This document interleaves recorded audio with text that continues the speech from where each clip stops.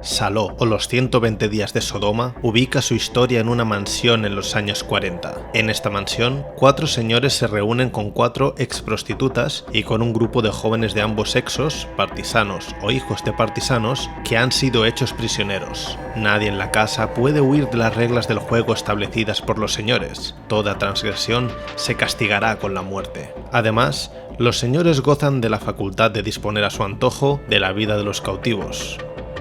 Estrenada en 1975, Salò o los 120 días de Sodoma fue la última película de Pier Paolo Pasolini, un hombre polifacético y un personaje controvertido que se convirtió en uno de los artistas más reconocidos de su generación, destacando tanto como poeta como por realizador cinematográfico, a pesar de dedicarse también a la dramaturgia y a la narrativa literaria. Tras realizar películas de la talla de Acatone o Teorema, Pasolini conjugó la obra del Marqués de Sade con su propia memoria de los horrores del fascismo en Italia. Pasolini ambientó la acción en la República de Salò, un lugar real que funcionó como estado títere de la Alemania nazi entre el 1943 y el 1945, los últimos años de la Segunda Guerra Mundial.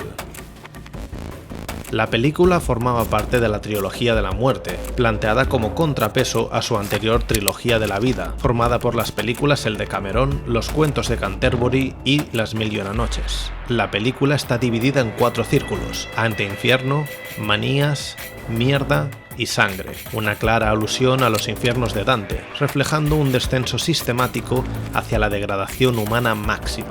Fue filmada entre villas del siglo XVI en la primavera del 1975, en Villa Aldini, Villa Sorra, Villa Gonzagazzani y otras localizaciones escogidas por su atmósfera opresiva. Muchas escenas de la película fueron físicamente muy extremas. En el patio se rodaron imágenes de tortura tan reales que algunos de los actores sufrieron abrasiones y quemaduras, una experiencia que incluso incomodó al propio Pasolini. Además, sorprendentemente, el ambiente en el set era paradójicamente jovial e inmaduro, incluyendo partidos de fútbol con el equipo de Novecento de Bertolucci, un director coetáneo que estaba filmando por la zona y que se sumaba a estas jornadas de equipo para aliviar tensiones. Durante el rodaje de la película se produjeron robos de carretes de metraje rodado. La producción se negó a pagar el rescate y se regrabó esas escenas con duplicaciones, modificando los encuadres. Pasolini filmó hasta 4 finales distintos para la película. En uno, la película terminaba con una bandera roja que decía "Te amo". En otro, se terminaba con unas danzas salvajes. En otro, unos personajes citaban ciertas reflexiones morales. Finalmente, Pasolini optó por un baile perturbador con 2 soldados como epílogo simbólico. En el Festival de París de 1975, la crítica fue brutal contra Salò. Describió el film como degradante e insoportable. Titulares como este reflejan claramente el choque entre la audacia artística de Pasolini y las estructuras sociales y políticas que se sintieron amenazadas por la película. Australia prohibió la película en 1976, se permitió su exhibición en el 93 y volvió a censurar la película en el 98 por crueldad ofensiva. Finalmente, en el 2010, se autorizó la distribución de un DVD con la clasificación R18+. En Italia, la película se incautó por obscenidad. El productor fue condenado, aunque luego absuelto tras recursos, y no se estrenó legalmente hasta el 1985, tras la decisión del Tribunal de Casación. En Francia, la película tampoco obtuvo aprobación. Se consideró que atentaba contra la dignidad humana y estuvo apartada del circuito comercial durante años. Salò generó una división radical entre la repulsa moral y el reconocimiento intelectual. En la prensa fue tanto denunciada por su obscenidad como defendida como arte provocador y necesario. A nivel social, hasta día de hoy, ha provocado fuertes reflexiones personales y colectivas sobre el poder, la moralidad y la historia moderna. Ese contraste entre crítica y espectadores, entre censura y culto intelectual, ayuda a comprender por qué, a pesar de, o gracias a su violencia extrema, la película sigue siendo objeto de análisis y discusión 5 décadas después. En una conmemoración del 50 aniversario, el periódico El País describió la película como una escandalosa obra maestra, destacando cómo su violencia visceral y estética provocativa servían como una feroz crítica del poder autoritario y el consumismo como como una forma nueva de un fascismo moderno. Algunos críticos defendieron que las imágenes escabrosas de la película tenían un propósito profundo. Según ellos, estas imágenes pretendían despertar una sociedad adormecida mediante una confrontación brutal con la historia. Desde una perspectiva académica se le reconoció como resultado de una reflexión estético-política muy intensa. George D.D. Huberman señaló que Salò encarna la imaginación política de Pasolini, fusionando la violencia visual con una crítica social dolorosa pero consciente. El Criterion Collection describió la obra como un ejemplo de cómo el lenguaje, audaz, satírico y disruptivo, puede ser estéticamente bello y profundamente combativo, incluso cuando se muestra lo más extremo.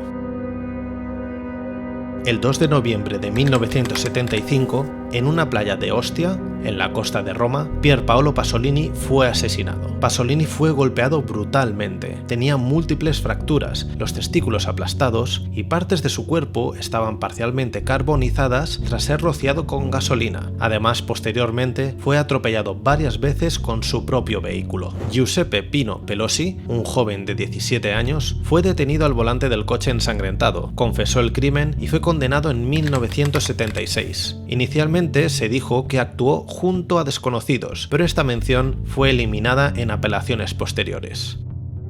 Una patrulla de los Carabinieri detuvo un coche Alfa Romeo circulando a gran velocidad en las proximidades de Roma. El conductor, Giuseppe Pino Pelosi, era un estafador de 17 años. Pino trató de huir cuando fue arrestado por haber robado el vehículo, propiedad de Pasolini. 2 horas después, se encontró el cuerpo del director con evidencias de haber sido asesinado brutalmente. Teniendo en cuenta las observaciones aportadas por el servicio forense, se determinó que el estilo del asesinato, de corte vengativo, era propio de la mafia. Se consideró que era casi imposible que solo una persona hubiera realizado toda la operación. Durante las primeras investigaciones, el presunto asesino declaró que lo había matado porque el director le propuso tener relaciones sexuales, declaraciones que no convencieron a la población italiana. Durante los primeros días de investigación, circularon rumores de que había políticos coetáneos que deseaban la muerte de Pasolini, principalmente por las críticas presentes en sus películas, libros y discursos políticos. El día de su asesinato, quedó constancia de que varios desconocidos lo habían llamado para chantajearlo, querían devolverle los rollos con las escenas inéditas robadas durante el rodaje de Salò. Pero en posteriores interrogatorios a Pelosi, este confesó cosas muy diferentes. Pelosi dijo que Pasolini lo había invitado a comer al restaurante Biondo Tevere, cercano a la Basílica de San Pablo Extramuros. Según Pelosi, él comió espaguetis con aceite y ajo, y Pasolini bebió una cerveza. A las 11:30 de la noche se encaminaron hacia Ostia, donde Pasolini preguntó algo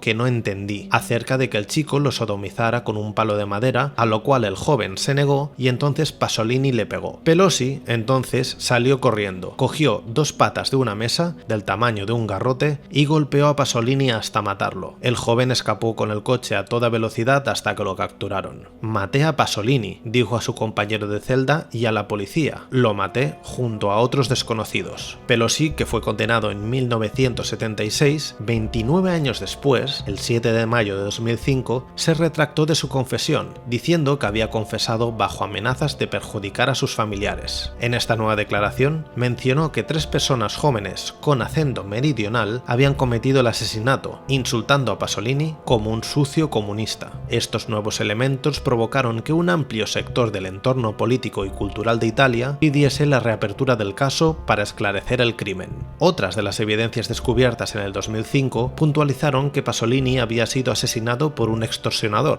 El testimonio de un amigo de este, Sergio Chitti, afirmó que algunos rollos de la película de Salò habían sido robados y que Pasolini había ido a ver a los ladrones después de visitar Estocolmo el 2 de noviembre de 1975. En mayo del 2005, la policía de Roma reabrió el caso de homicidio, pero los jueces encargados de la investigación determinaron que los nuevos elementos eran insuficientes para continuar con la querella. El 20 de julio de 2017, Pino Pelosi murió en circunstancias sospechosas sin haber aclarado nunca suficientemente el asesinato de Pasolini. En la escena del crimen se encontraron 5 perfiles de ADN distintos, lo que sugiere que Pelosi no estuvo solo esa noche. También se encontró un suéter que no pertenecía ni a Pelosi ni a Pasolini, y se registraron irregularidades en el manejo del vehículo y ausencia de huellas útiles. Una comisión parlamentaria antimafiosa vinculó el asesinato a bandas como la Banda de la Magliana, sugiriendo que el móvil pudo ser criminal o político y que también posiblemente estuviera relacionado con el robo de material de la película. La Banda de la Magliana fue una organización criminal italiana con sede en Roma, fundada en 1975. La banda estuvo involucrada en actividades delictivas durante los años de plomo en Italia. La justicia italiana vinculó a la banda con otras organizaciones criminales como la Cosa Nostra, la Camorra o la 'Ndrangheta. Además, también estaba vinculada a activistas neofascistas como los del Nuclei Armati Rivoluzionari, el NAR, organización responsable de la masacre de Bolonia de 1980, el acto terrorista más grave que ha sufrido Italia tras la Segunda Guerra Mundial, en el que murieron 85 personas y más de 200 resultaron heridas. En el año 2023, el director David Grieco y el guionista Giovanni Giovannetti solicitaron reabrir la investigación del caso basándose en 3 muestras de ADN encontradas en el 2010. Una nueva denuncia, publicada por los medios, pedía que se estudiasen en profundidad por lo menos estas 3 muestras genéticas encontradas en la escena del crimen que no estaban identificadas. Algunos de los nombres que se asomaron en esta nueva denuncia fue el de Maurizio Abatino, el líder de la Banda de la Magliana. El 24 de noviembre del 2023, la Fiscalía de Roma desestimó la apertura de una nueva investigación por el asesinato del cineasta. Tras el rechazo de esta solicitud, el abogado de Grieco y Giovannetti comentó: "Tomamos nota con amargura de la decisión tomada por la Fiscalía de renunciar a la investigación de la responsabilidad real por el asesinato de Pierpaolo Pasolini. Es una derrota para todos aquellos que creen que nuestro Estado debe garantizar la justicia, especialmente en este asunto. La versión oficial, centrada en un asesinato aislado, no satisface a muchos. Las contradicciones, la falta de una evidencia forense sólida, la implicación de bandas criminales y las amenazas políticas apuntan a una trama muchísimo más compleja que probablemente nunca va a llegar a resolverse". Pasolini, por su posición irreverente y crítica, se convirtió en una víctima incómoda cuyos asesinatos podían representar algo mucho más que una violencia cotidiana. Salò o los 120 días de Sodoma representa un expediente extremo del horror como herramienta política, y parece que la violencia explícita, tratada aquí como una metáfora del fascismo y del consumismo, atravesó tanto a aquellos que la vieron que posiblemente la obra de Pasolini se convirtió en su propia sentencia de muerte. La producción de la película fue áspera, la censura brutal y su estreno traumático, pero el asesinato de Pasolini añade una aura fatal y conspirativa que a día de hoy sigue siendo planteada como un espejo incómodo de la condición humana y del poder.